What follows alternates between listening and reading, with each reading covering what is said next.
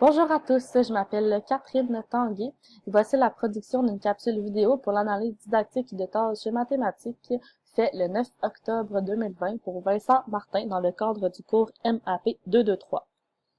La tâche mathématique 1 qui m'a été attribuée est la tâche 9 dans le cahier mathématique Logibule manuel de l'élève adressé au premier cycle du primaire. La tâche consiste à aider Logibule à compter les pièces en faisant des groupements de 10 et de savoir combien de pièces y a-t-il en tout.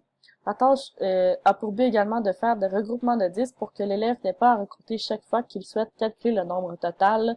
Au lieu de compter un à un, il doit faire des groupes. Pour ce qui est du contenu mathématique ciblé et abordé dans le cours, nous avons compté ou récité la comptine des nombres naturels par ordre croissant à partir d'un nombre donné, dénombrer des collections réelles ou dessinées, coordonner les gestes et le nombre correspondant, reconnaître l'aspect cardinal d'un nombre et sa conservation dans différents arrangements, et également dénombrer une collection en groupant ou en regroupant selon la progression des apprentissages.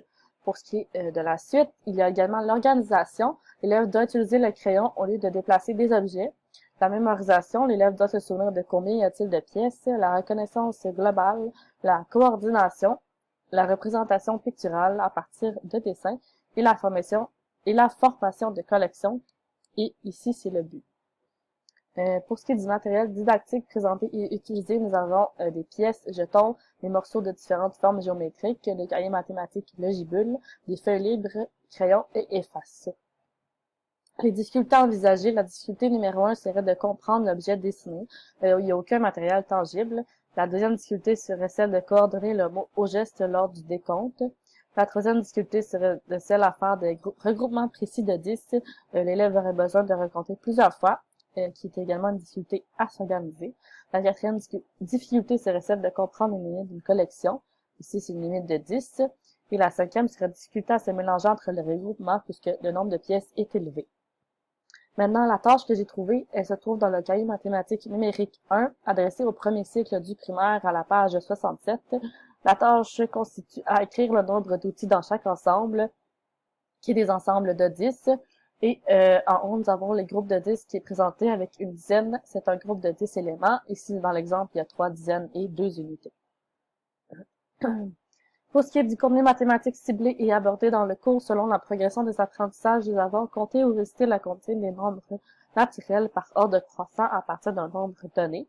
Nous avons dénombré des collections réelles ou dessinées, coordonner le geste et le nombre correspondant, reconnaître l'aspect cardinal d'un nombre et sa conservation dans différents arrangements, également dénombrer une collection en groupant ou en regroupant. Pour ce qui est de la suite, nous avons la reconnaissance globale, la coordination, puisque dans ce cas-ci, l'élève doit encercler, le regroupement, la construction d'une collection de 10 outils et ça permet également la compréhension de dizaines et d'unités. Pour ce qui est du matériel didactique présenté et utilisé, nous avons le cahier mathématique numérique 1, un crayon, une efface, des feuilles libres et des jetons au besoin.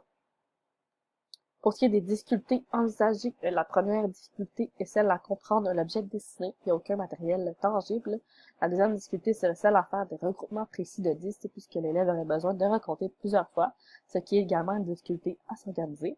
La troisième difficulté serait celle à comprendre les limites d'une collection, ici la limite de la collection est de 10. Et la dernière difficulté serait celle à se mélanger entre les regroupements puisque les outils se ressemblent tous.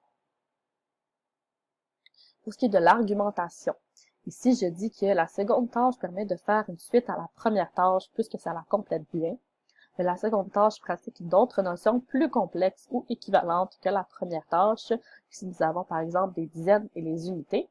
La seconde tâche permet d'encercler des regroupements de 10, tandis que la première tâche permet de compter les pièces pour ensuite faire des regroupements.